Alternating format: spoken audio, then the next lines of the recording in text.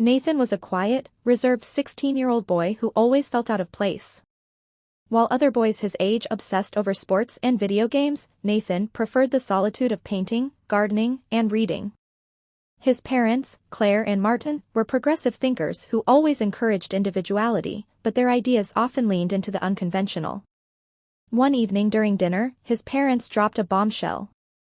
"Nathan," his mother began, folding her hands with a serious expression, "your father and I have been discussing something. We think it's time for you to live as your most authentic self." Nathan furrowed his brow, confused. "What do you mean?" His father cleared his throat, his smile too calm to be comforting. "We think it would be beneficial for you to experience life as Natalie." Nathan froze, a forkful of spaghetti dangling midair. "Wait, what?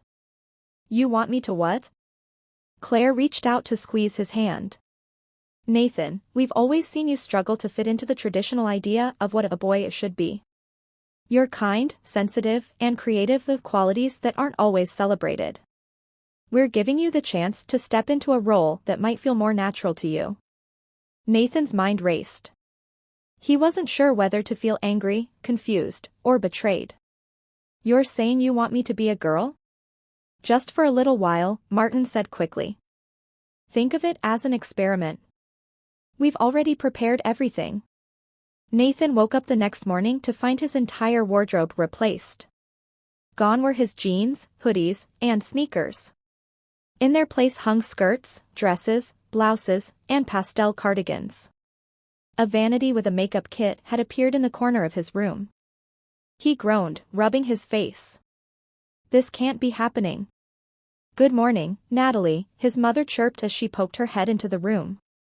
She was holding a neatly folded outfit, a light pink sundress and white ballet flats. Nathan scowled. "I'm not wearing that." Claire raised an eyebrow. "You agreed to try, remember? Besides, it's only for a month. If you really hate it, we'll stop." Reluctantly, Nathan got dressed. He avoided looking in the mirror, but when he finally glanced at his reflection, he was startled. With his soft features and slim frame, he actually looked pretty. "Natalie," his father called as they drove to school, "just remember to relax and have fun. This is your chance to explore something new." Nathan, now Natalie, sat stiffly in the passenger seat, clutching his pink backpack. "I look ridiculous." Martin glanced at him with a reassuring smile. "You look great. You'll be fine." At school, Nathan's transformation created an immediate stir. Classmates whispered and stared as he walked through the halls, his flats clicking softly against the tiled floor. "Whoa, Nathan's a girl now," one boy muttered. "Is this some kind of prank?" another asked. Nathan kept his head down, mortified. But as the day went on, something surprising happened. A group of girls from his art class invited him to sit with them at lunch. "You look so cute, Natalie," one of them said. "Your dress is adorable." "Where'd you get it?" another asked. For the first time in years, Nathan felt included. People were kind to him, curious about his interests, and eager to talk to him. Over the next few weeks, Nathan's life as Natalie took on a rhythm. His parents encouraged him to try new things, wearing makeup, styling his hair, and even joining the drama club. At first, he resisted. But gradually, he began to see the appeal. In drama club, Natalie was cast as the lead in a play. The role required wearing elegant costumes and embodying a confident, feminine character. To Nathan's surprise, he felt at ease on stage. At home, his parents beamed with pride. "We always knew you had this side to you," Claire said one evening. "You're thriving as Natalie." But not everyone was supportive. Some boys at school teased him mercilessly, calling him names and shoving him in the hallways. Nathan struggled to ignore them, but the bullying left him questioning his parents' decision. One night, as Nathan sat at his vanity, staring at his reflection, he felt a wave of emotion. The girl looking back at him, Natalie, didn't feel like a stranger anymore. In fact, she felt right. He picked up a tube of lipstick and applied it carefully. The soft pink shade brought out the warmth in his complexion. He smiled, a small but genuine smile. For the first time, Nathan wondered if his parents had been onto something. Maybe they saw something in him that he hadn't been ready to acknowledge. By the end of the month, Nathan had fully embraced life as Natalie. He realized that he felt freer, happier, and more confident than ever before. His parents' experiment, though unconventional, had helped him discover a side of himself he never knew existed. When the month ended, Claire and Martin sat him down. "So, Nathan," his mother began, "do you want to go back to being Nathan, or would you like to stay as Natalie?" Nathan thought for a long moment. "Finally," he said, "I think I'd like to stay as Natalie, at least for a little while longer." His parents smiled, tears in their eyes. "We're so proud of you," Claire said. As Natalie walked through the halls of her school, she held her head high. She had faced judgment, teasing, and self-doubt, but she had come out stronger. She wasn't just Nathan pretending to be a girl anymore, she was Natalie, and she was proud of who she was. Living as Natalie began to feel natural. As the weeks turned into months, Nathan found himself embracing his new identity more fully. He no longer flinched when people called him Natalie, and he even started experimenting with his own style, pairing dresses with sneakers, trying bolder makeup, and adding colorful accessories to his outfits. However, the deeper he delved into his new life, the more complicated things became. One day, during art class, Natalie was partnered with Ethan, one of the most popular boys in school. At first, she worried he might mock her like some of the other boys had, but to her surprise, Ethan was kind and attentive. "You're really talented," he said, watching her sketch a landscape.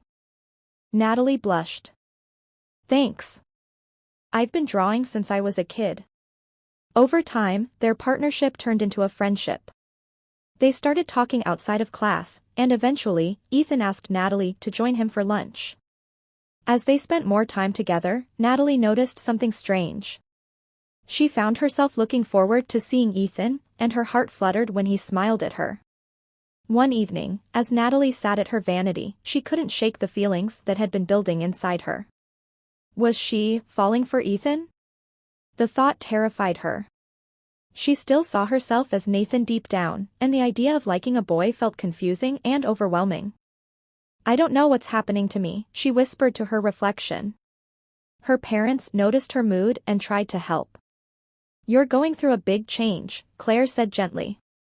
"It's okay to feel confused. The important thing is to be honest with yourself."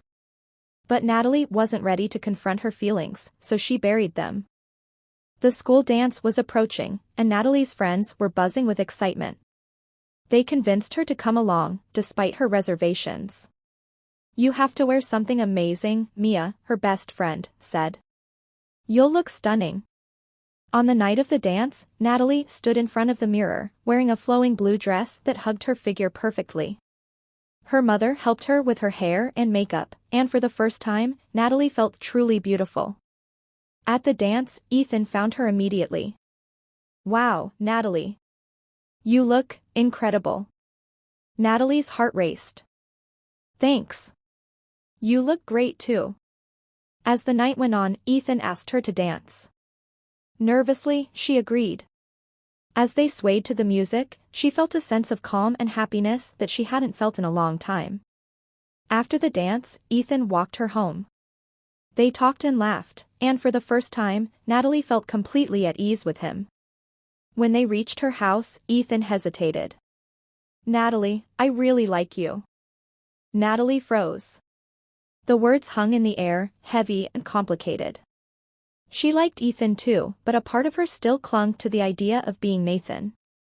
I don't know what to say," she admitted. Ethan smiled gently.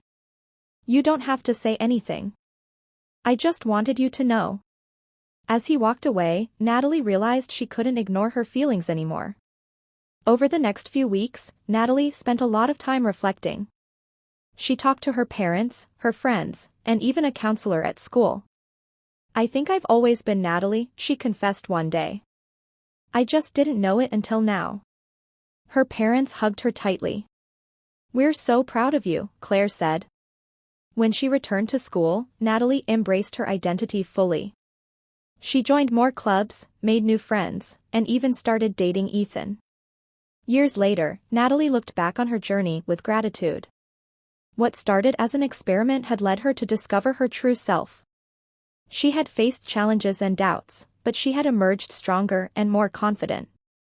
Standing on stage at her college graduation, Natalie smiled as she looked out at her parents and Ethan in the audience. She had found herself, and she was finally at peace.